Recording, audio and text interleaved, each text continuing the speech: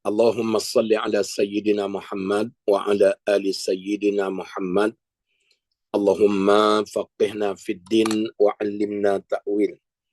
Allahumma hdina siratal mustaqim.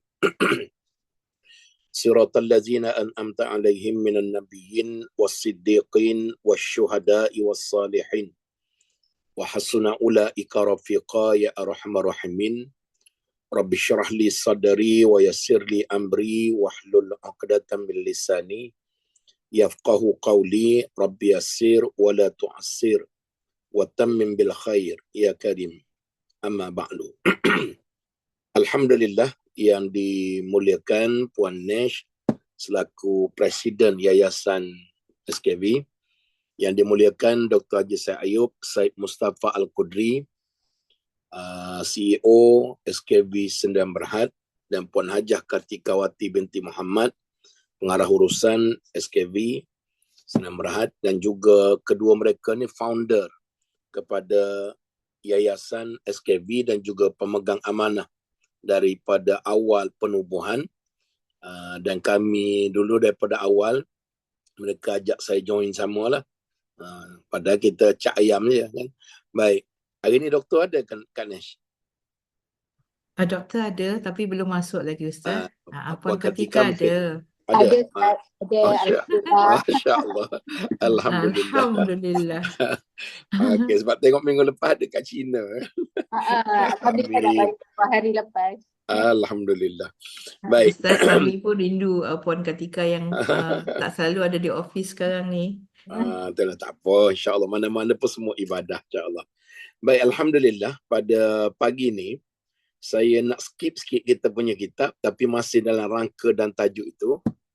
Kerana saya nak ajak kita berbincang satu tajuk yang besar, iaitu kemuliaan zikrullah. Kemuliaan zikrullah. Sebagaimana yang disebut oleh alim-alim ulama, berzikir itu pahala yang lebih besar. Bila orang tanya apakah amalan yang paling besar selepas daripada amalan-amalan wajib, menutup aurat, sembahyang, kemudian tanggungjawab sebagai suami, isteri dan sebagainya. Selepas amalan wajib, apa yang pahala besar? Maka kata ulama adalah zikrullah. Zikrullah. Dan daripada kumpulan zikrullah itu, yang paling tinggi adalah mendatangi kuliah ilmu. Berzikir itu sangat besar. Nanti sebenarnya ada 50 hadis sahih. 50 hadis sahih itu kena ambil dalam 4 kali kuliah baru kita boleh habis. Tapi hari ini saya nak sebut 4-5 saja. Dan kita akan tutup dengan satu zikir yang dicadangkan, iaitu yang ada hadis sahih Nabi SAW, oleh kerana dia sangat besar. Baik. Jadi pada pagi ni, sebagai memulakan salah satu kumpulan zikir, sebelum mula tajuk ni, seperti biasa, hari ni ada iklan ke Kak Nesh? Pukul 9? Tak ada ya? Mungkin 9-10 minit ke 9-5 minit, saya mula buka soalan. Nanti 9.25 kita dengar Puan Hajah Kartika, mungkin doktor. Lama tak jumpa mereka. Jadi insyaAllah mudah-mudahan diberkati oleh Allah. Sebab minggu ni tak tahu dia ke mana pula. Mungkin ke Brazil, mungkin Mexico. Saya tengok dalam Facebook ya. Tak tengok dalam Facebook, tengok TikTok. Baru ni nampak macam belayar tengah laut. Kat mana mudah-mudahan, di mana pun pergi, Allah sentiasa jaga mereka dan juga sentiasa menjadi rahmat daripada Allah Subhanahu Wa Taala. Salah satu zikir yang besar adalah selawat pada Nabi. Sering dibahas dalam kitab-kitab. Antara selawat dengan istighfar, istighfar ni pun besar. Dalam hadis, Nabi sebut, afdalu zikri fa'lam annahu la ilaha illallah. Seafdal kalimah zikir secara lisan adalah la ilaha illallah. Itu dipanggil kumpulan-kumpulan zikir yang utama. Nanti kita akan bincang sekarang yang menjadi perdebatan hangat, bolehkah berzikir selain kalimah itu? Sekarang ni duk bergaduh dalam TikTok. Ustaz lawan ustaz, tok guru lawan tok guru. Ni tanda-tanda nak kiamat. Kerana kata Nabi, akhir zaman setelah kewafatan aku akan berlaku pertelingkahan yang amat besar di kalangan umat Islam. Dan antara doa Nabi yang tidak dimakbulkan oleh Allah, umat Islam ini bersatu padu, tak jadi. Sekarang ni dok bergaduh dalam Malaysia ni isu Asy'ariyah dan Maturidiyah, adakah Salafi dan ahli hadis termasuk dalam Asy'ariyah Maturidiyah. Bergaduh bagai nak rak kerana tak lama lagi rang undang-undang mufti wilayah akan dibentangkan di dalam parlimen, akan menjadi suatu enactment. Maka sebab tu berlaku cabar mencabar, debat berdebat, bergaduh. Yang ni kata ini, yang ni kata ini. Baik. Yang tu tanda-tanda nak kiamat. Bergaduh pasal boleh selawat tak boleh selawat, boleh berzikir tak boleh berzikir. Semalam ada satu TikTok, satu ustaz dengan lantangnya haram membaca Fatihah selepas sembahyang. Kerana Nabi tak pernah buat, cukup berzikir subhanallah subhanallah. Baik, soalan mudah saja. Kalau habis sembahyang baca surat khabar boleh tak? Farid baca surat khabar lepas sembahyang. Tengok Facebook selepas surah Assalamualaikum orang, tengok Facebook. Baca komik, baca majalah mangga. Memang kurang asam tu, baca majalah mangga. Jadi ada mangga harum manis, ada mangga cukanan, ada mangga, macam-macam jenis mangga. Boleh tak baca surat khabar lepas sembahyang? Jawapannya yang haram baca surat khabar dalam sembahyang. Fatihah ini takkanlah jadi haram hanya kerana tak ada dalil Nabi baca, tak boleh baca. Adakah Fatihah itu joget lambak? Fatihah itu ayat Quran, silalah nak baca. Itu dalil mudah saja. Tapi mereka ni terlalu taksub. Nabi tak buat, kita tak boleh buat. Kalau kita buat, bid'ah masuk neraka. Ini satu pendidikan yang terlalu ekstrim. Padahal dalam akidah Ahlussunnah wal Jamaah, rujukan hukum kita nak buat apa-apa mestilah Quran, sunnah, ijma' ulama' dan qiyas. Hari ini datang pula pandangan kita pegang Quran sunnah saja. Dan kami tak pegang pada mazhab-mazhab ini. Ini lagi bengong, dia panggil kan. Kalau tak pegang pada mazhab, kamu nak mengaji hukum Islam daripada Nabi. Bila kamu jumpa Nabi? Bila jumpa Nabi? Tetapi terlalu ekstrim, seolah-olah barang yang ijma' ulama' kata walau Nabi tak buat, selagi tak bercanggah dengan Quran dan hadis, dan juga diijtihadkan boleh, bersandarkan hadis-hadis Nabi dan qiyas, maka dan tidak ada larangan hadis, selama itu boleh buat. Itu akidah Ahlussunnah wal Jamaah. Ada satu pahaman ini sangat kuat mengkritik sampai mengkafirkan orang. Macam semua orang masuk neraka. Buat ni masuk neraka. Macam neraka tepak saudara dia. Ya? Neraka tu bapak saudara dia punya. Mudahnya kafirkan, masukkan neraka semua. Habis berani sebut. Sayyidina Ali ada selawat dia. Syekh Qadir Jalani ada selawat dia. Sayyidina Umar mencadangkan apa yang Nabi tak pernah buat, iaitu semayang tarawih. Semayang tarawih itu buat secara berjamaah. Nabi buat 8 rakaat. Tapi Umar kita banyak dosa, buat 20, lalu buat di masjid berjamaah. Berani kita kata Sayyidina Umar lepas kewafatan Nabi mencadang perkara itu daripada ijtihadnya. Takkan kita kata Nabi sudah jamin Umar masuk syurga. Berani kita kata Umar ini confirm neraka. Begitulah hari ini pertentangan yang berlaku. Termasuklah perdebatan yang besar yang dipanggil zikir hu. Baru ni saya tengok TikTok kata satu ustaz tu, ini bukan hu ni orang berzikir, hu ni beruk ya. Beruk monyet ya.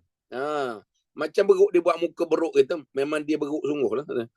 Jadi sebab itu perbahasan ni Imam Ghazali dah sebut 1000 tahun dulu. Harus berzikir. Nabi tak pernah buat, tapi harus. Allahu la ilaha illa hu. Kan? Allahu la ilaha illa hu. Cuma orang mengaji zikir hu ni dia tak boleh terus. Kita mulakan zikir kata hu. Itu bengong. Sebab tu dia kena mengaji. Tapi geng-geng kita ni tak payah zikir tu. Kalau kita ahli zikir, sebab tu kalau tengok disiplin, mereka akan mula dengan selawat. Mereka mula la ilaha illallah, la ilaha illallah, la. Setelah datang zuk, dia panggil keasyikan berzikir, maka domir kepada hu tu adalah rujuk pada Allah. Maka baru datang hu. Ulama silang 1000 tahun dah bincang, hari ni dia nak bongkar balik, batil masuk neraka. Macam beruk katanya kan. Ini dia panggil hari ni menjadi cacah merbah yang amat sangat. Cacah merbah yang amat sangat. Sampai kemarin satu TikTok. Sebab tak kakak, abang-abang sekalian, jangan bertuhankan TikTok. Jangan bertuhankan TikTok. TikTok ini boleh ambil, kita pula suka. Amalan membaca yang ni, jasad tak hancur, baca terus. Barang siapa yang membaca ni, akan datang kekayaan. Kalau benda zikir kaya, zikir nak bagi cantik, memang pakat baca. Sumbernya belum pasti lagi. Sebab tu saya cukup marah. Mana-mana yang letak dalam TikTok itu, terutama bahan-bahan agama, tak ada rujukan. Letaklah kitab apa awak rujuk. Letaklah hadis berapa yang awak rujuk. Hadis Muslim ke, sahih ke, tak sahih ke. Jadi baru jadi rujukan. Ia ni kita pakai mengaku pula bahan-bahan itu konon-konon daripada Nabi. Tapi tak ada dalil daripada Nabi. Ni orang dok berzikir kan. Ada baru ni mengajar selawat Nabi. Barang siapa yang berselawat setiap hari Jumaat, Allahumma salli ala Sayyidina Muhammad an-Nabiyil Ummi al-Habib al-Alil Qadri al-Azimil Jahi wa ala alihi wa sahbihi wa barik wa sallim 10 kali ke 100 kali ke.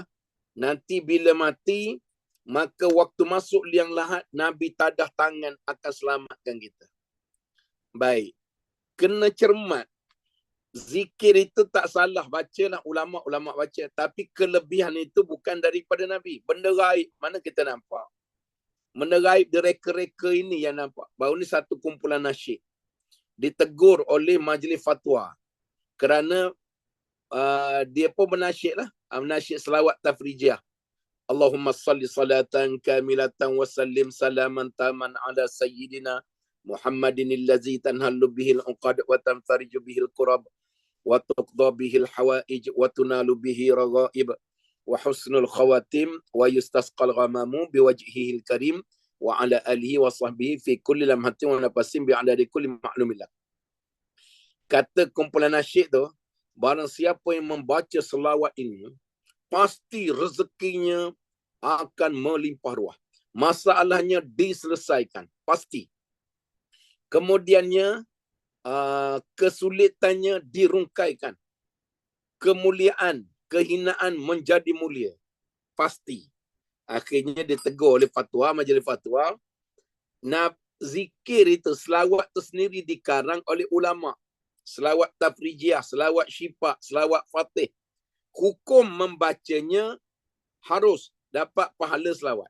Silalah baca, silalah amal. Tetapi kelebihannya itu berdasarkan tajribah ulama. Pengalaman, testimoni ulama. Testimoni bukan kata-kata Nabi. Bukan kata-kata Nabi. Lagi nasyat, zikir-zikir dan juga selawat-selawat itu datang daripada mimpi bertemu Nabi. Aku bertemu, kata Pak Syekh tu, bermimpi bertemu dengan Rasulullah. Rasulullah suruh baca yang ni. Dia pun tambah kat bawah. Barang siapa yang membacanya melebihi 600,000 kali selawat biasa. Yang tu bukan Nabi sebut. Hatta kalau Nabi sebut dalam mimpi pun tak boleh jadi pengajian bersanad. Bahan-bahan itu bukan hadis. Itu bukan hadis. Itu mimpi Pak Syekh tu. Boleh jadi betul, boleh jadi tak betul. Sebab tu saya membangkang 2,000,000%. Kan? Kelebihan-kelebihan. Baca silalah. Kelebihan berselawat, kata majlis fatwa, garanti dapat. Sama ada selawat itu daripada Nabi, ataupun selawat itu dikarang oleh ulama sebagai tanda cinta pada Nabi. Dalam selawat tak ada selawat, ada doa, ada tawasul menggunakan keberkatan Nabi. Dalam akidah kita harus. Tapi kelebihan itu mesti dicermati. Mesti dicermati. Kalau barang tak ada hadis, jangan kita tokok tambah. Pasti rezeki melimpah ruah. Itu pengalaman ulama, bukan Nabi sebut. Mana mungkin Nabi sebut Sebab Nabi pun bukan karang, bukan datangnya daripada hadis Nabi. Hukum baca silakan. Tak salah, dapat pahala selawat, dapat pahala doa. Tetapi kelebihannya harus dicermati. Kita tak boleh tengok TikTok, asal lebih sikit baca terus. Asal lebih sikit baca sikit. Asal nampak duit banyak sikit, hutang boleh selesai. Dalil konon-konon daripada Nabi, entah betul entah tidak. Sebab tu kalau nak tulis apa-apa, kena cermat lah. Kita kena tulis rujukan kat bawah tu daripada sumber mana. Hadis riwayat Muslim. Hadis barulah orang boleh rujuk. Itu dipanggil dalam bab perkara itu yang sekarang menjadi pertikaian yang amat besar. Pertikaian amat besar. Baik. Sebelum hujung nanti, kita akan bagi satu zikir. Zikir ni ada beribu-ribu. Depan saya ni ada satu kitab Imam Nawawi, ada 1000 muka surat. Daripada muka surat 1 sampai muka surat 1000 tu semua zikir. Kalau mengaji 20 tahun pun tak habis. Kalau nak hurai satu persatu tak ada 1000 muka surat. Hari ni kita ambil satu dulu. Kita ambil satu. Baik, saya sebut dulu. Zikir atau zikrullah daripada sudut bahasa bermakna menyebut atau mengingati Allah. Mempunyai pelbagai lafaz dan bentuk serta merupakan amalan ibadah yang paling luas dalam Islam. Kata Imam Junaid Al-Baghdadi. Junaid Baghdadi ni dia lahir sebelum daripada Imam Ghazali. Sebab tu di dalam akidah Ahlussunnah wal Jamaah kita di Malaysia ni mencadangkan dalam ilmu tasawuf mengajilah ataupun berpandukan Junaid Baghdadi dan juga Imam Ghazali. Tasawuf. Dalam bab fiqh kita utamakan Imam Syafi'i, kita juga menerima Hanafi, Hambali, Maliki. Di dalam bab akidah kita mengambil akidah Asy'ariyah dan juga Abu Mansur Al-Maturidiyah sebagai pengasas kepada disiplin ilmu akidah Islam. Itu dia akidah Ahlussunnah wal Jamaah yang duk bahas macam nak perang Israel Palestin kan. Yang ni cabar ini mari kita debat. Yang kalau berdebat sampai pecah kepala pun takkan ada jawapan. Takkan ada jawapan sebab Nabi dah tak ada. Kita duk berbahas, saya tengok kemarin 3 jam. Satu TikTok, bukan TikTok, satu perbahasan ulama-ulama tentang Asy'ariyah Maturidiyah lawan ahli hadis ini. Forum tu 3 jam setengah. Saya tengok sampai habis. Akhir sekali, apa kesudahannya? Kesudahannya, kita duk guna dalil-dalil kata-kata ulama silam. Yang ni ada dalil dia. Yang ni ada dalilnya. Sampai kiamat pun tak ada jawapan. Melainkan Nabi ada. Nabi dah tak ada. Apa-apa yang ulama muktabar sebut, zaman Nabi tak ada, boleh jadi rujukan. Tapi ada golongan taksub kepada perkara itu, akhirnya sampai bergaduh, bertikam lidah dan sebagainya, yang akhir merugikan umat Islam, jadi pecah belah semakin dahsyat, semakin dahsyat, semakin dahsyat. Baik, saya sebut tadi, antara selawat dengan istighfar, mana yang besar? Kedua-duanya besar. La ilaha illallah. Afdalu zikri fa'lam annahu la ilaha illallah. Semuanya besar. Tetapi kata ulama yang lebih utama selawat kepada Nabi. Kerana istighfar ini amalan-amalan Nabi dan para alim-alim ulama. Tetapi Allah tak pernah istighfar. Allah juga tak pernah mengucap la ilaha illallah.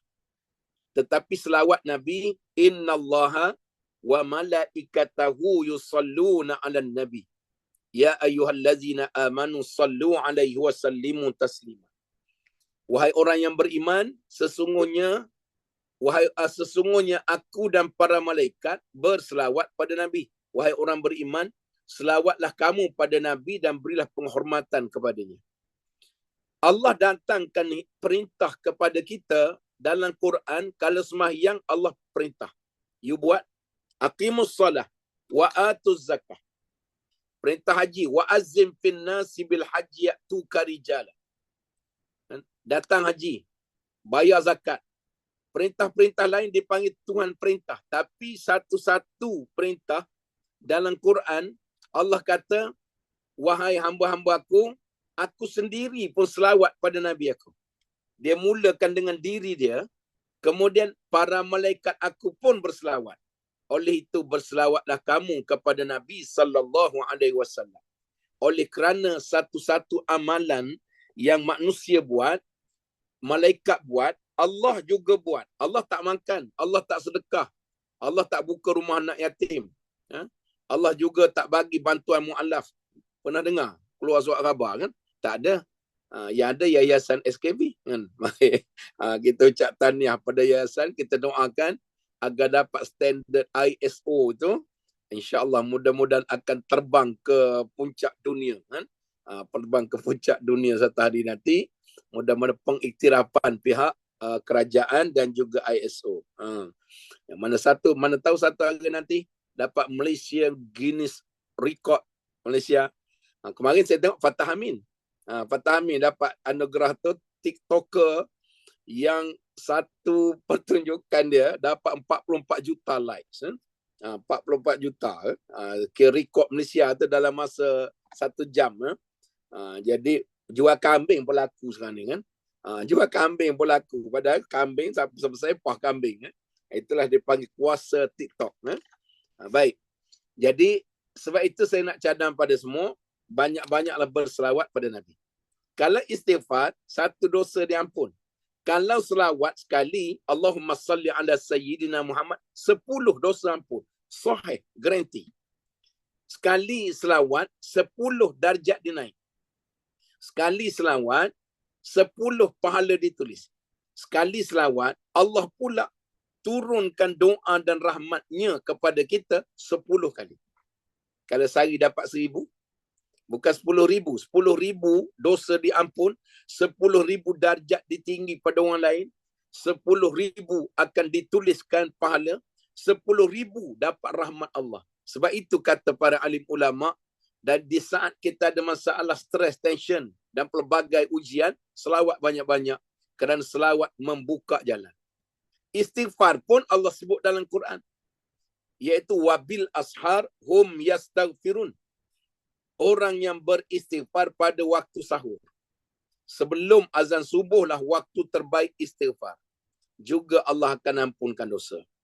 Tetapi selawat lebih besar, kata-kata ulama. Saya cadang buat semua. Selawat buat, apa zikir-zikir pun buat, doa pun buat, semua tu dipanggil zikrullah.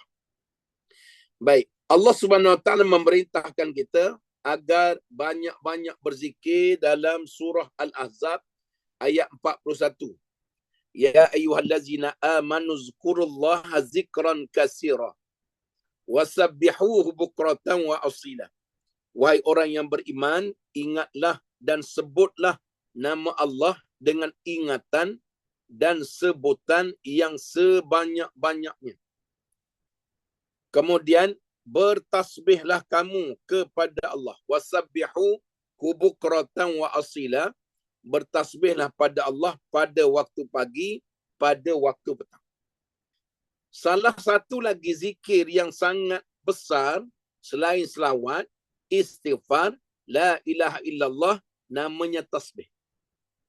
Tasbih ni, orang bertasbih akan diampun dosa. Contoh, subhanallah walhamdulillah wa la ilaha illallah wallahu akbar, ampun dosa. Kerana tasbih ni, kita sebut tasbih mensucikan Allah daripada segala sifat lemah. Maha suci engkau ya Allah daripada kekurangan.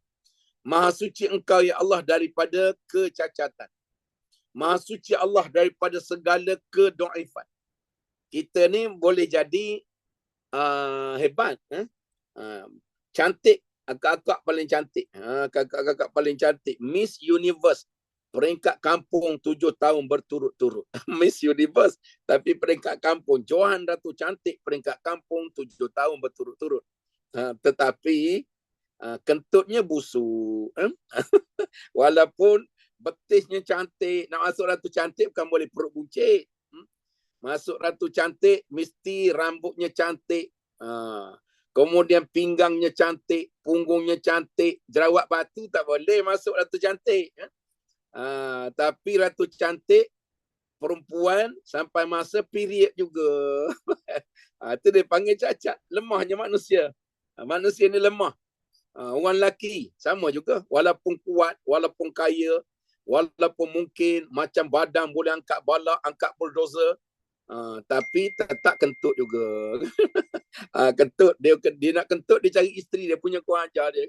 Akak-akak biasa tak laki, suami akak-akak macam tu. Dia nak kentut ni perangai, dia cari isteri dia daripada luar hall. Dia pergi cari isteri dia tengah minum air kopi kat dapur pun. Banyak cantik. Tu memang perangai huduh tu. Dia kata feeling, rasa feel betul bila kentut depan isteri ni kan. Jadi akak-akak nanti kalau suami tu mati, dia akan merindui kentut itu kan. Sekarang ni rasa menyampah lagi. Macam dengkur lah. Dengkur. Kan? Orang lelaki berdengkur. Sekarang ni macam-macam Ustaz. Saya buat tutup dengan earphone lah. Tutup dengan bantal lah. Dia punya berdengkur macam serombong kapan. Sekarang memang tak suka. Nanti bila lelaki tu mati, itu dengkuran itulah yang akan menjadi igawan setiap malam. Kalau tak percaya tunggu nanti kan. Nanti dengkur ni lelaki yang romantik mesti berdengkur. Farid tengok kalau tak berdengkur malam ni buat dengkur. Jadi baru romantik. Baik, jadi maknanya zikir itu antara satu lagi tasbih. Tasbih.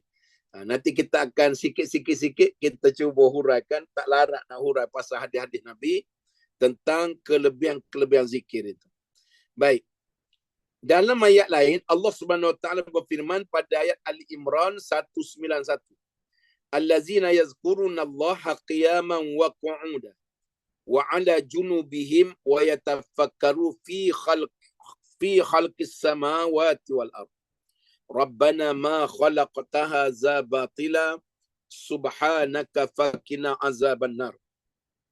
Orang-orang yang ingat Allah sambil berdiri, sambil duduk atau dalam keadaan berbaring, mereka fikir tentang penciptaan langit dan bumi, lalu berkata, wahai Tuhan kami, Rabbana ma khalaqta hadza batila. Engkau ciptakan semua ini tidak sia-sia. Maha suci engkau ya Allah, subhanak. Maha suci engkau ya Allah. Faqina azabannar, jauhkan kami daripada neraka. Sekali lagi perintah orang-orang yang dipanggil ulul albab, yang memiliki akal yang kuat. Maka ayat 191 dia kata orang-orang ulul albab ini dia akan jadi orang yang banyak berzikir ketika duduknya, ketika berdirinya, ketika baringnya. Dan Nabi dan para rasul lain, mereka ini 24 jam berzikir. Sebab tu zikir menjadi seafdal ibadah selepas daripada ibadah wajib.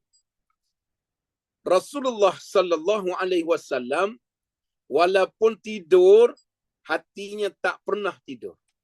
Sentiasa berzikir pada Allah. Kita pula walaupun tak tidur, hati tetap tidur. Walaupun tak tidur, nampak macam celik ya. Tengah kuliah gini, kalau kuliah pula online, rupanya tidur lama dah. Tidur lama dah. Selalunya masa khutbah Jumaat, banyak orang tidur kan. Jadi sebab tu kalau kakak-kakak abang-abang yang ada kawan-kawan yang ada penyakit insomnia, tak boleh tidur, macam-macam ubat dah makan, bawa dia khutbah Jumaat. InsyaAllah tidur kan. InsyaAllah. Banyak dah orang perubatan sangat jadi.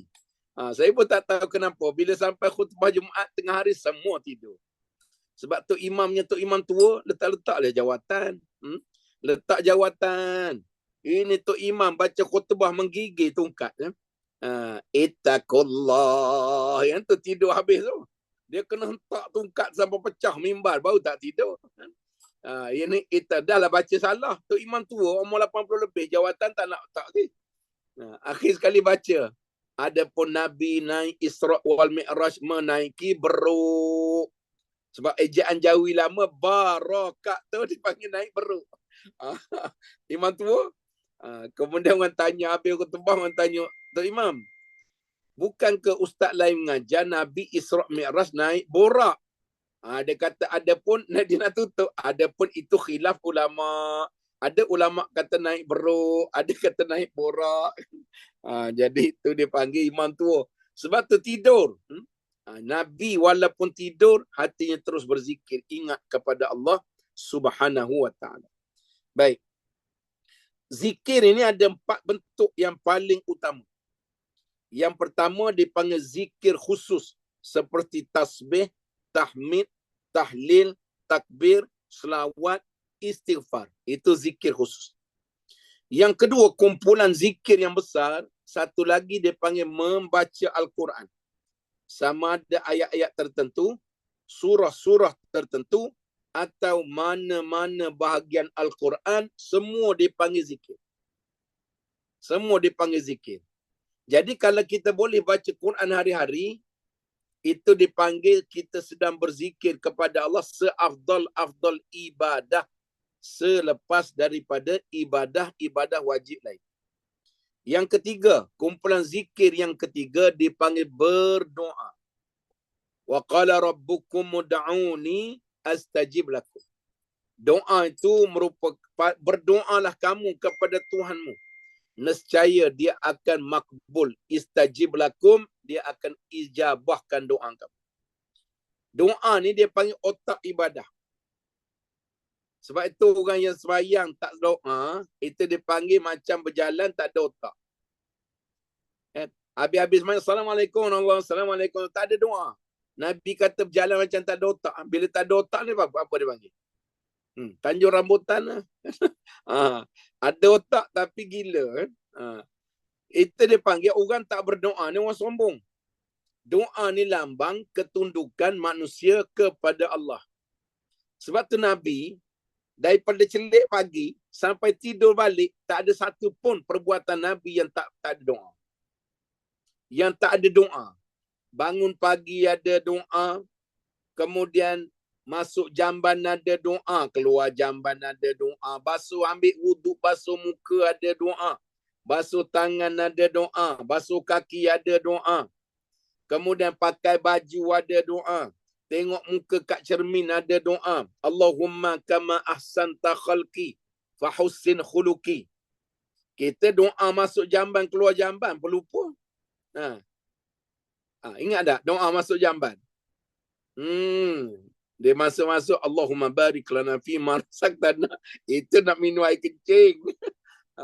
Sebabnya doa yang paling banyak apa? Doa mencekik lah. Doa makan, Allahumma barik lana. Kemudian doa keluar jamban. Alhamdulillahillazi afani. Alhamdulillahillazi. Aku pelupa dah sebab tak berak. Azhaba anil aza wa afani. Ya Allah, syukur padamu ya Allah. Ghufranak dulu. Ampun dosa aku ya Allah. Kita keluar. Kemudian syukur padamu ya Allah yang telah mengeluarkan kotoran daripada tubuh aku. Wa'afani. Sihatkanlah hadaku. Itu zikir. Nabi berjalan ke masjid ada doa. Masuk masjid ada doa. Keluar masjid ada doa. Lepas mayang ada doa. Guruh berbunyi atas langit doa. Hujan turun doa. Allahumma sayyiban nafi'ah. Oh ya Allah, Tuhanku, kau turunkan hujan ini, jadikanlah bermanfaat untuk aku. Kemudian apalah? Masuk perang ada doa. Masuk pasar ada doa. Nak tidur ada doa. Masuk rumah ada doa. Keluar rumah ada doa. Cuba cari satu perbuatan Nabi yang tak ada doa. Maknanya, everything dalam hidup Nabi mulakan pergerakan dan perbuatannya dengan hubungan dengan Allah. Kita mungkin tak ingat semua. Kita ingat doa makan. Doa makan, ingatlah, doa lain tak ingat. Maka kata ulama, kalau tak ingat, semua perbuatan mulakan dengan Bismillahirrahmanirrahim. Nak start kereta, Bismillahirrahmanirrahim.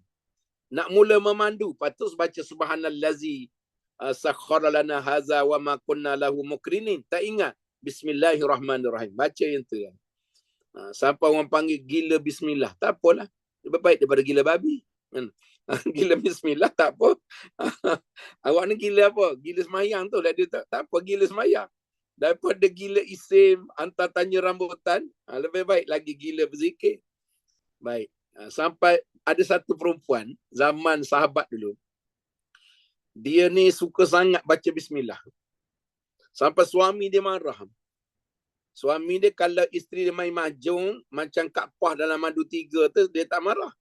Tapi kalau dia baca bismillah, marah dia kan. Bengong punya laki. Isteri dia masak kat dapur, bismillah. Senduk nasi kat suami, bismillah. Kemudian buka almari, bismillah. Pakai baju, bismillah. Sampai laki dia kata, bingit telinga aku, engkau tak ada layak. Asyik bismillah, bismillah, bismillah, bismillah. Macam bagus sangat. Satu hari suami dia nak test. Kisah ni kisah benar. Dia lekat bismillah kat mulut ni. Akhir sekali, suami dia minta isterinya tolong simpankan duit dia. Sejumlah duit. Isteri pun letaklah macam orang zaman dulu, letak bawah pelipat kain dalam almari. Jadi macam biasa, bila dia nak letak duit yang suami dia amanahkan itu, letak bawah kain itu bismillahirrahmanirrahim. Nak tutup bismillahirrahmanirrahim. Nak buka bismillahirrahmanirrahim. Jadi bismillah, bismillah, bismillah. Jadi satu zikir.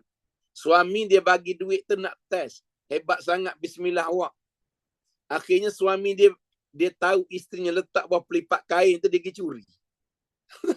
Ada juga bergurau macam tu. Dia pergi curi duit tu. Akhirnya dia pegang, suami dia pegang, dia pun jumpa isteri dia. Saya nak duit yang saya suruh awak simpan dulu. Saya nak duit. Padahal dia dah ambil lah. Saya nak duit yang awak simpan dulu.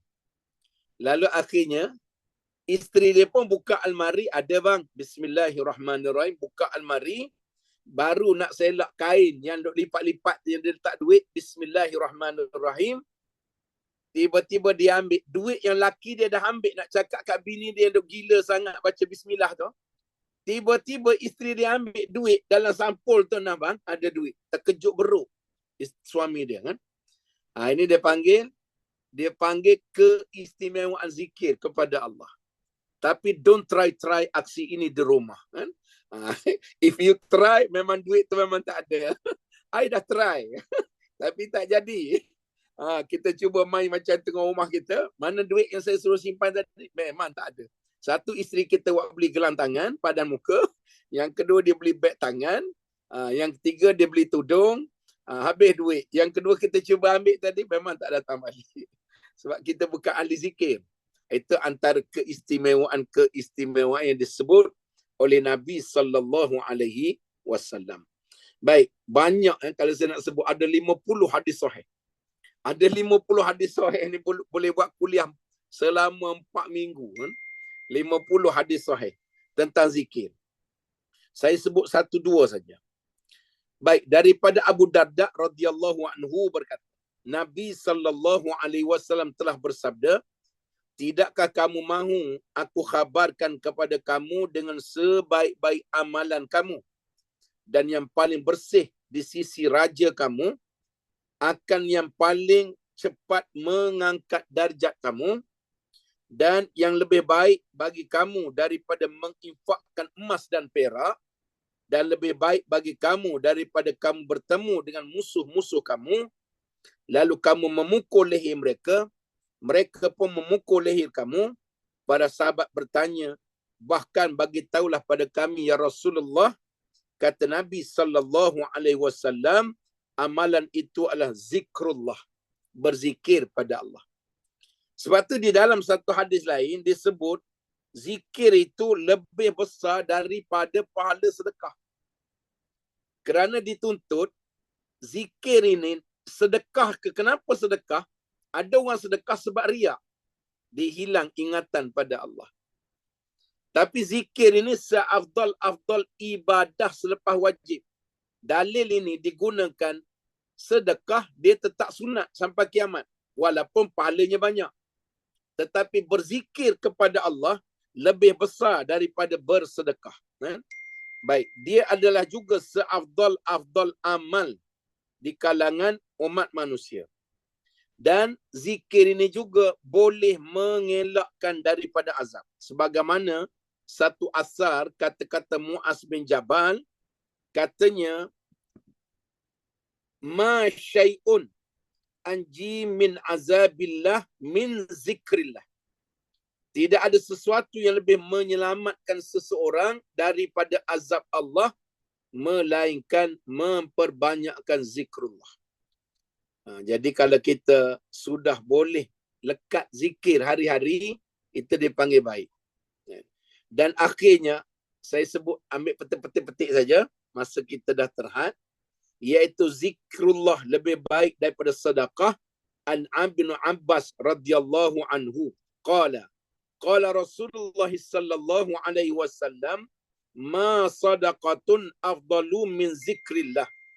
Daripada Abdullah bin Abbas radhiyallahu anhu, kata Nabi sallallahu alaihi wasallam, tidak ada sedekah yang lebih afdal daripada zikrullah. Sedekah duit itu dapat pahala besar. Tetapi ada sahabat-sahabat Nabi yang di kalangan fakir miskin, dia datang mengadu pada Nabi, ya Rasulullah, untung Abu Bakar, dia kaya, dia boleh sedekah, dia juga boleh berzikir, dia juga boleh ibadah, dia juga boleh infak. Yang kami ni boleh ibadah bangun malam, tapi kami tak boleh infak, kami miskin. Kata Nabi, kamu balik berzikir banyak-banyak, kerana zikir itu juga sedekah. Dan kata Nabi sallallahu alaihi wasallam, hadis yang diriwayatkan oleh Imam Ibn Abbas dan juga disebut oleh Imam At-Tabrani pada hadisnya, pada hadis dalam kitabnya Al-Mu'jam Al-Aswad, nombor hadis 7414, dia sebut bahawa ma sadaqatan afdalu min zikrillah. Seafdal sedekah adalah zikir pada Allah. Jadi abang-abang, kakak-kakak yang mungkin tak ada duit nak sedekah, tak boleh, maka banyak-banyak berzikir kepada Allah Subhanahu wa taala. Baik, pada pagi ni semalam saya ada bagi pada Kak Nesh satu zikir yang saya nak cadang. Daripada ribu-ribu zikir itu, yang dipanggil tasbih istimewa, sahih daripada Nabi, dan Nabi menyebutkannya pada Juwairiyah Al-Haris radhiyallahu anha. Hadis ni, Juwairiyah ini isteri Nabi. Juwairiyah Al-Haris ini isteri Nabi. Dan kata Aisyah radhiyallahu anha, Juwairiyah ni seorang wanita yang sangat cantik, terlalu cantik. Masa kahwin dengan Nabi tu baru 20-an, tapi janda. Saya pernah kalau janda umur 20. Farid nak tak? Farid lagi nak sama dengan aku, selera dia. Janda 60 aku tak nak lah. Tapi kalau janda 20, Fazura kita tak nak, dah 40 lebih. Kita nak janda yang 20 kan. Kakak Fatah Amin nak kan. Fatah Amin baru 34. Fazura 41. Puteri Sarah baru 38.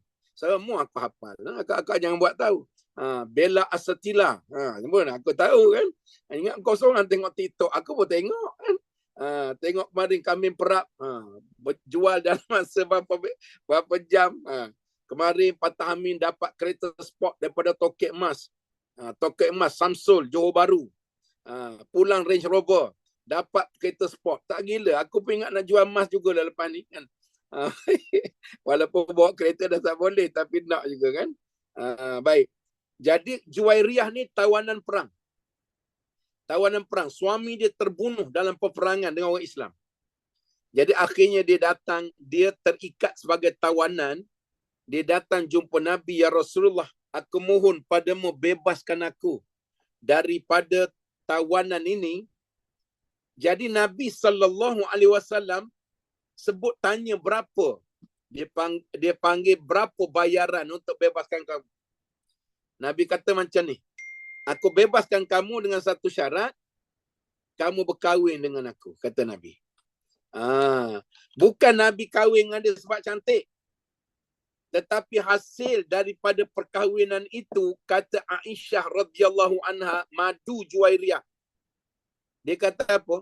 Tidak ada wanita yang lebih barokah berbanding dengan Juwairiyah, kerana hasil perkahwinan dengan Nabi, semua tawanan-tawanan perang yang duduk pada pihak musuh, bila Nabi kahwin, mereka bergaduh sama saudara. Akhirnya bertawan, semua dibebaskan dengan keberkatan Nabi kahwin. Dan majoriti puak yang kafir masuk Islam. Nabi kahwin bukan sebab umur 20. Aku kalau kahwin sebab dia 20, comel pula tu. Tapi Nabi kahwin sebab nak meninggikan Islam. Yang ni jawapannya, Nabi berkahwin bukan sebab hawa nafsu. Yang dituduh oleh banyak pihak orientalis barat, Nabi ini orang yang memperhambakan wanita, perhambakan budak-budak.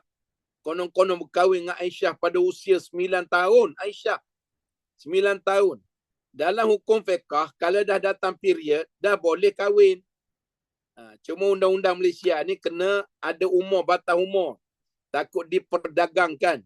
Dari sudut hukum, sudah boleh. Akhir sekali Juwairiyah kahwin dengan Nabi. Lepas kahwin itu Aisyah mengaku, dia kata apa? Tak ada orang yang lebih barakah daripada Juwairiyah ini kerana banyaknya orang masuk Islam selepas itu dan tawanan-tawanan pihak musuh yang pegang bila kata Juwairiyah ni asalnya satu puak Bani Mustalik dia panggil. Bila mereka pegang tawanan itu, bila tahu dah jadi isteri Nabi, mereka lepaskan semua tawanan. Jadi sebab tu Aisyah pun mengakui macam tu. Akhirnya satu hari ketika Nabi gilirannya rumah Juwairiyah. Jadi bila Nabi nak pergi masjid, Juwairiyah masih duduk di sejadahnya. Atau dia panggil dalam tu, dia panggil duduk di masjid. Hadis ini bukan pada orang lelaki, pada isterinya. Jadi ketika Nabi nak pergi masjid jadi imam solat, Juwairiyah duduk di tikar sembahyang, satu sudut untuk sembahyang subuh, dan Nabi balik waktu duha. Nabi balik tengok Juwairiyah masih lagi sedang berzikir, baca Quran, bertafakur, duduk atas jadah lagi. Lalu kata Nabi, kamu daripada subuh tadi sampai sekarang sudah duha lebih kurang daripada 6 pagi sampai pukul 10 pagi. Orang Arab ni dia takkan semayang duha awal pagi. Walaupun duha ni macam sekarang 7.45 masuk duha dah. Tapi tidak afdal. Semayang duha yang paling afdal kira-kira anak-anak unta di padang pasir telah pun bangkit daripada duduknya kerana panasnya pasir. Matahari dah naik tinggi sikit, sekitar 9.30, 10. Pasir dah panas, perutnya panas, anak unta bangun. Sini tak payah tengok unta, memang tak jumpa kan. Jadi anggaran 9.30, 10 waktu afdal untuk duha. Waktu afdal. Jadi bila Nabi balik, tengok Juwairiyah masih duduk atas tikar sembahyang. Lalu Nabi pun bertanya, ya Juwairiyah, daripada tadi kamu masih duduk di sini? Kata Juwairiyah, ya belum. Ya masih lagi. Aku berzikir, aku baca Quran, aku bertafakur, berdoa kepada Allah berjam-jam. 6, 7, 8, 9, 4 jam. Lalu kata Nabi, mahukah kamu aku ajarkan 4 kalimah zikir, tasbih yang kamu sebut, pahalanya ada satu hadis kata lebih besar daripada duduk 4 jam berzikir. Ada satu lagi kata menang atas zikir yang kamu dah berjam-jam zikir tadi. Lalu kata Juwairiyah, sila ajarkan aku. Yang itulah zikir yang mungkin Kak Nesh dan juga Fitri dah sebar-sebarkan. Kalau Fitri dapat keluarkan pada skrin pun bagus juga kan. Zikir ni semua dah tahu, cuma tak baca saja. Sebab banyak sangat tengok TikTok, akhir sekali tak baca. Kan? Baik. Jadi saya sekarang pun tengok juga TikTok malam-malam. Dulu baca Al-Mulk, sekarang tak dah kan. Sebab dia tengok TikTok. Baru ni tengok janda-janda artis yang sekarang menjadi janda. Kita duk tengoklah, lepas tu duk baca doa. Yang mana yang berkenan. Tengoklah Puteri Sarah macam tak nak balik pada Samsul. Bella Asatila yang telah bercerai dengan Alif Sukri. Kemudiannya Fazura. Dan lain-lain lagi lah. Ada dalam senarai simpanan kita kan. Jadi insyaAllah mana tahu sangkut nanti jadilah. Aku jadi artis pula nanti kan. Baik. Baik, zikir dia kalau Fitri boleh keluar lah. Kalau tak boleh tak apa. Ada pada tu dia keluar. Bukan yang ni, yang hijau yang saya bagi pada Puan Nes malam. Tasbih istimewa sebagai akhir pada hari ni ya. Tasbih, hadis ini sahih. Pendek saya nak cadang jangan tinggal 3 kali pagi 3 kali petang sampai mati. Tak sampai pun 20 saat. Subhanallahi wa bihamdihi adada khalqihi wa ridha nafsihi wa zinata arshihi wa midada kalimatih. Subhanallahi wa bihamdihi. Sambil-sambil lipat sejadah pun boleh baca.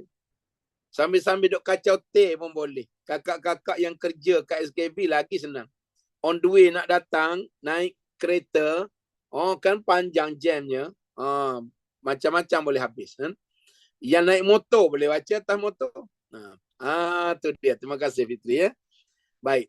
Subhanallahi wa bihamdihi adada khalqihi wa ridha nafsihi wa zinata arshihi wa midada kalimatih. Baca 3 kali 20 saat saja lebih besar pahala berbanding dengan berzikir-zikir lain selama 4 jam. Hadis sahih. Yang saya sebut tadi, hadis Nabi riwayat Juwairiyah Al-Haris. Juwairiyah Al-Haris, isteri Nabi. Nabi kata, nak dah aku ajarkan kamu 4 kalimah tasbih ini. Kalau kamu bertasbih, pahalanya menang tasbih ini lagi berbanding kamu duduk daripada pagi tadi sampai duha ini, tak bangkit punggung lagi. 20 saat ni lebih besar pahala. Iaitu subhanallahi wa bihamdihi, maha suci engkau ya Allah, segala puji bagimu, adada khalqihi, sebanyak bilangan makhluk yang Allah cipta. Sebab tu dia jadi besar.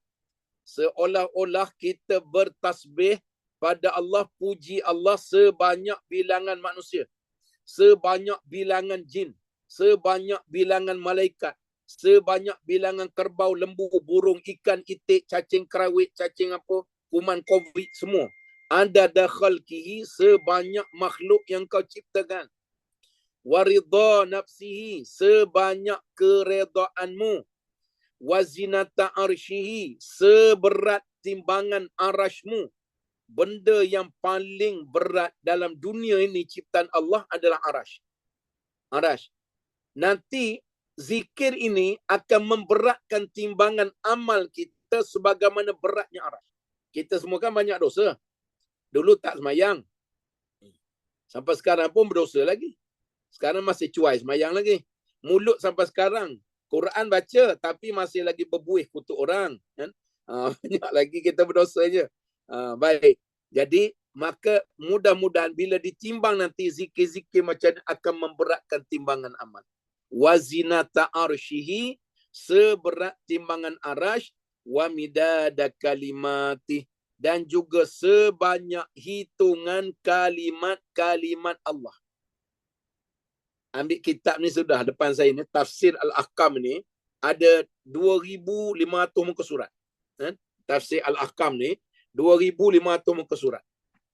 Agak ada berapa patah perkataan dalamnya. Itu baru satu kitab, ada dalam tak tahu berapa bilion kitab.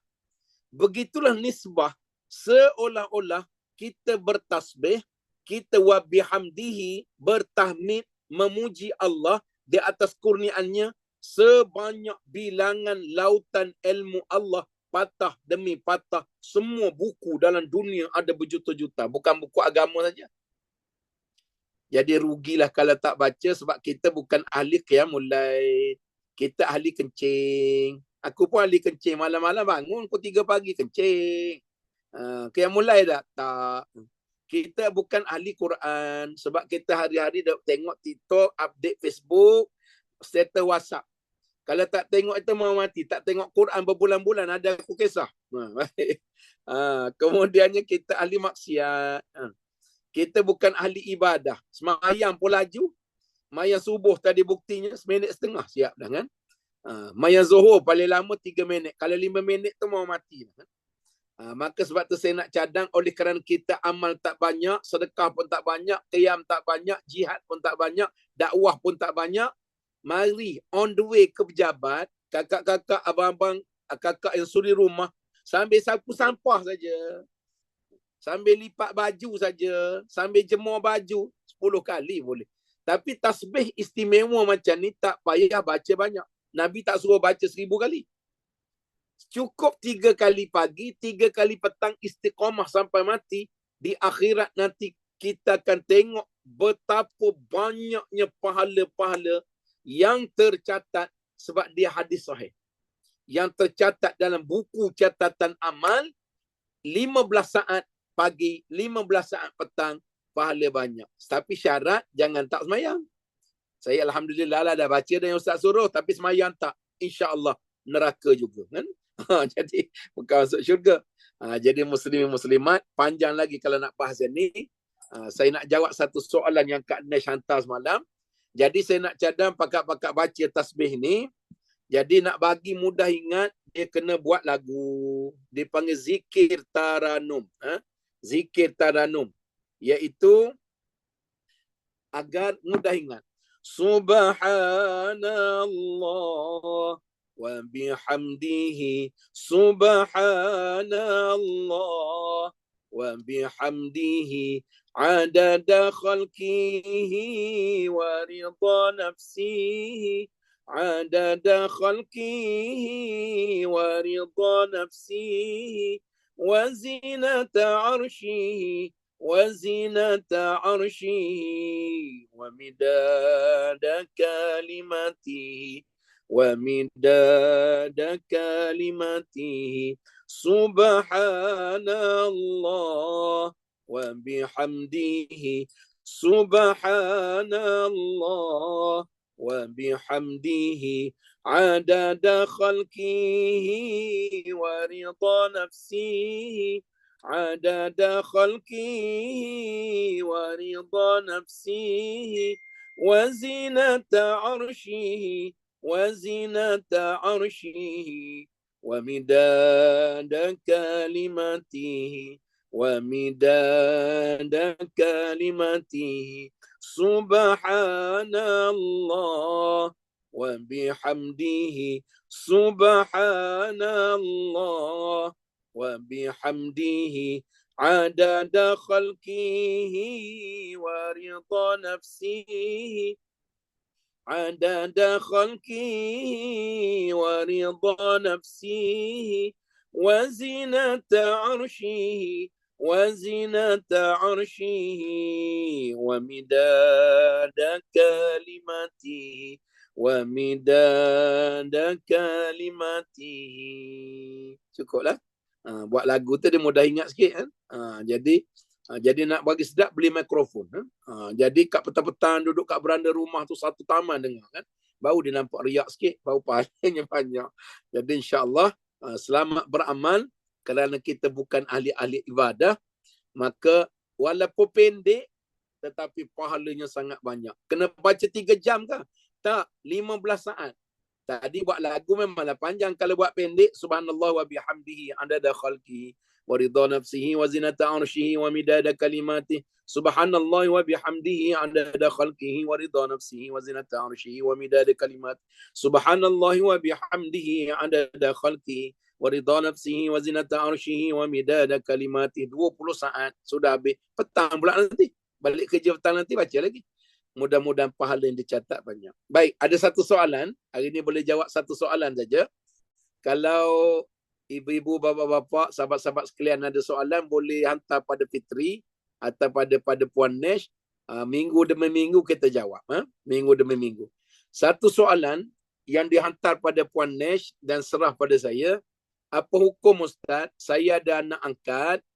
Apa hukum aurat saya dengan anak angkat saya? Sebelum dia balik, anak angkat itu boleh sentuh, boleh pegang, boleh peluk, boleh dukung, boleh cium. Tetapi bila anak angkat itu, dia setelah balik, kena jauhkan, bukan jauh apa? Tak boleh sentuh, tak boleh peluk, tak boleh cium. Terutama kalau bapa angkat dengan anak angkat perempuan. Dengan mak angkat tak apalah, sama-sama perempuan. Ataupun anak angkat lelaki dengan mak angkat perempuan. Sebab angkat itu tidak menjadikan nasab keturunan yang sah. Dan bila cuma kita kena didik. Kena didik. Kalau tidak kekal dalam keadaan berdosa sampai mati. Sampai mati. Macam menyentuh lelaki dan wanita ajnabi lain. Kerana dia bukan mahram. Mahram yang tak boleh kahwin sampai bila-bila. Adik-beradik, pak saudara. Tapi kalau bukan mahram, anak angkat bukan mahram. Maka bila hampir-hampir umur dia 10 tahun, dah mula didik. Abang, kakak dengan mak, kakak dengan bapak. Itu bapak ni bapak, bukan bapak sebenar. Mak ambil kamu masa kecil. Kemudian nanti bila kak dah period, adik pun dah mungkin balik, maka tak boleh lagi sentuh dengan mak. Tapi mak jaga kamu macam anak mak. Besarnya pahala ibu angkat yang menjaga anak angkat, tak ada yang diperhatikan. Besarnya pahala. Dan anak angkat, bila mak angkat mati, dia doakan untuk mak angkat sampai, kata ulama. Kerana jasa dia walaupun bukan beranak, bukan menyusu, tetapi membesarkannya dengan keringat peluh air mata dia, sampai dewasa itu besar pahala. Cuma hukum tetap hukum. Tak boleh bersalam, tak boleh bersentuhan, batal wuduk, tak boleh peluk cium macam anak sendiri kerana dia anak angkat. Jadi kalau dia anak lelaki, pesan pada anak lelaki, tak payah kecil hati. Kamu nanti peluklah bapak kamu.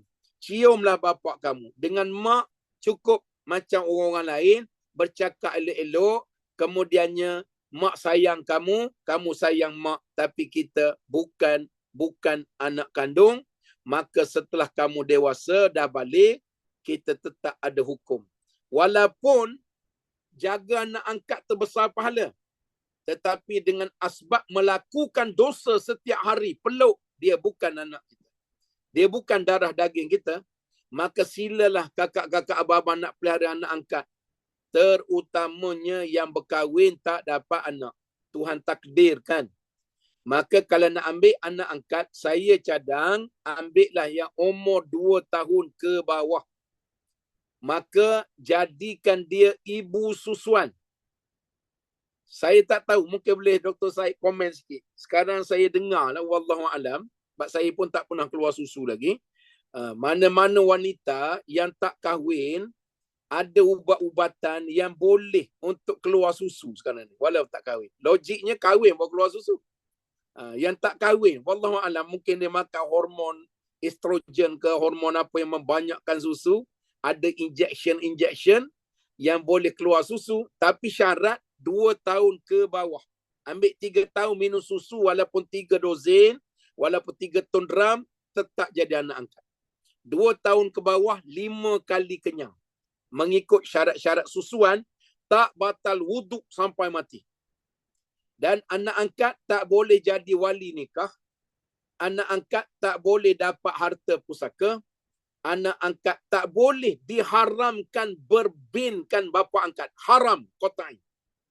Kalau ada yang buat macam ni, pergi balik pejabat pendaftaran, minta pejabat pendaftaran, nak masuk tak boleh.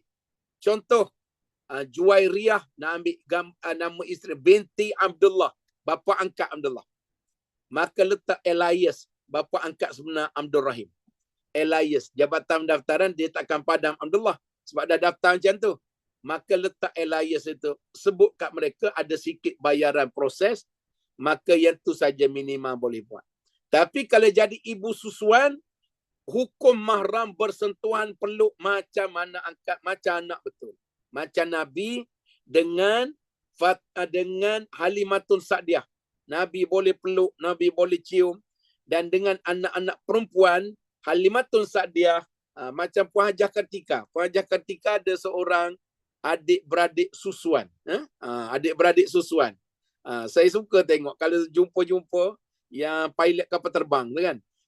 Jadi kalau jumpa, mereka boleh bersalam, mereka boleh bersentuhan macam adik-beradik. Nampak macam sepupu macam ni? Boleh kalau ibu susuan. Jadi kalau yang dah kahwin, tak ada susu tak keluar kan. Maka satu kaedah lagi, cari adik-beradik kita yang masih boleh menyusu. Suruh dia susu, jadi hukum anak saudara. Jadi hukum anak saudara, tak batal wuduk sampai bila-bila. Kan? Jadi dah jadi anak saudara, itu specialnya Islam. Jadi kena jagalah. Tak payah kecil hati. Tak payah. Lebih baik jaga hukum Tuhan, baru kakak-kakak abang dapat pahala maksimum. Banyak berlaku dalam Malaysia ni. Bin, dia letak bin dia. Memang haram. Nabi pernah ditegur oleh Allah ketika Nabi memelihara Zaid bin Harithah. Nabi pelihara, Nabi nak letak Zaid bin Muhammad. Datang ayat Quran menegur, haram ya Muhammad, letak balik Zaid bin Harithah. Jadi kekallah Zaid itu anak angkat Nabi, dan nanti kita tengok Zaid berkahwin dengan isterinya. Zaid ni bercerai dengan isteri dia. Nak cakapnya sahabat Nabi, juru tulis wahyu. Biasa saja dalam hidup. Berpisah. Akhir, Nabi kahwin dengan isteri Zaid. Dah kecoh pula munafik kat Mekah. Kata gila Muhammad kahwin dengan anak sendiri, dengan menantu sendiri. Jawapannya menantu angkat. Jadi boleh. Wallahu a'lam. Saya rasa cukuplah Kak Nesh. Hari ni satu soalan. 9.30 kita dengar apa kata Puan Hajah Kartika.